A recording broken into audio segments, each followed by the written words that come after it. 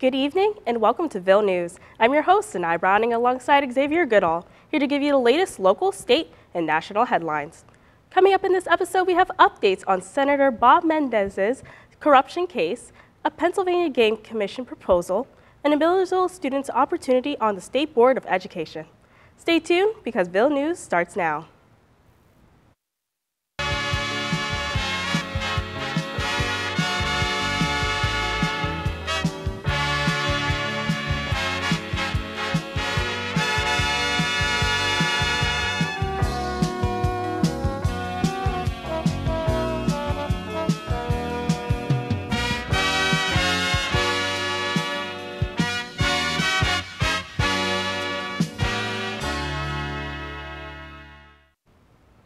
Senator Bob Menendez of New Jersey is facing multiple calls to resign his position after he and his wife were indicted in a federal corruption case last Friday.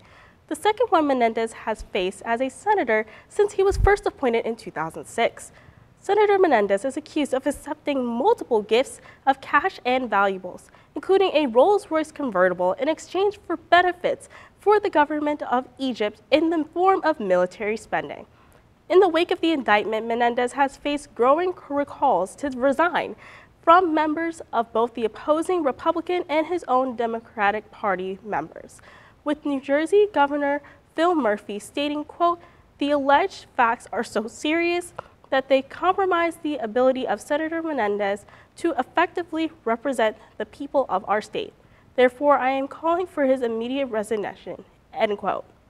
Menendez, however, seems to have other plans, as he has defiantly labeled the indictment against him as politically motivated and racist. It remains to be seen if Menendez will run for re-election next year in 2024.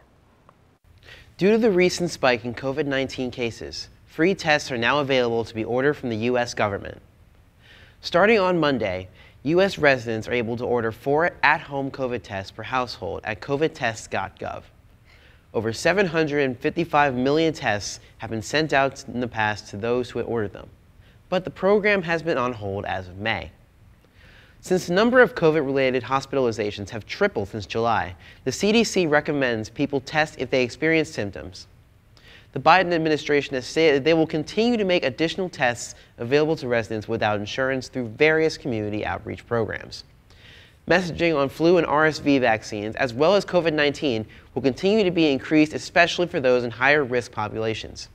CDC Director Dr. Mandy Cohen encourages citizens to utilize these resources, stating, quote, "The fact is, we have tools. We need to use them," end quote. An asteroid sample collected by NASA has finally touched back down to Earth, landing in Utah.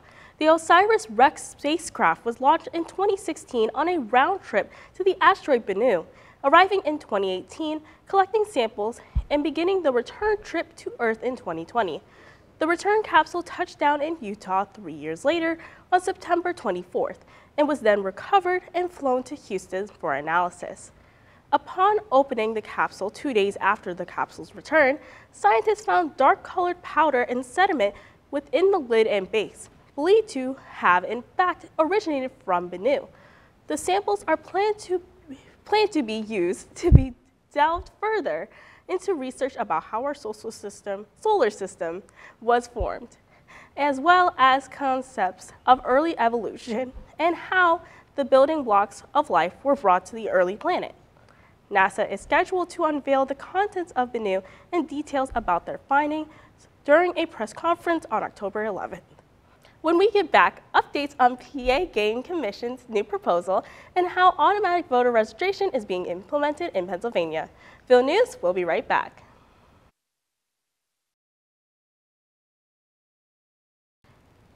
The Pennsylvania Game Commission is currently looking over a proposal that would outlaw hunting for coyotes with the aid of hounds.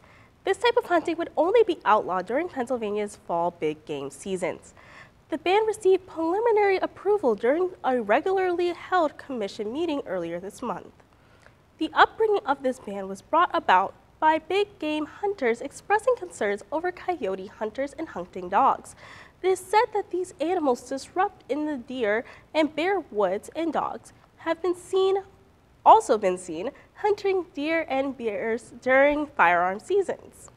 A recap of the meeting on the Pennsylvania Game Commission website highlights that, quote, the practice of hunting coyotes with dogs has also resulted in intentional and unintentional pushing, driving, or killing of deer and bears in recent years, end quote. As of now, there is no closed season and no bag limit for coyotes within Pennsylvania. Pennsylvania has joined 22 other states and Washington, D.C. in implementing automatic voter registration.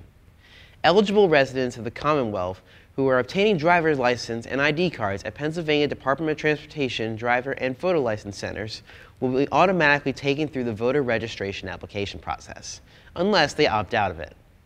Previously, additional steps had to be taken in order to opt into the voting registration process. Access to voter registration was further increased after instructions regarding the voter registration process were added in an additional 5 languages, coming in at a total of 31 languages. Governor Shapiro shares that his administration will continue to streamline the processes to make the government, quote, work better and more efficiently for all Pennsylvanians, end quote. When we get back, we'll have updates about a Lancaster man charged for over 300 counts of sexual assault and a Millersville student's chance to be on the State Board of Education. Phil News will be right back.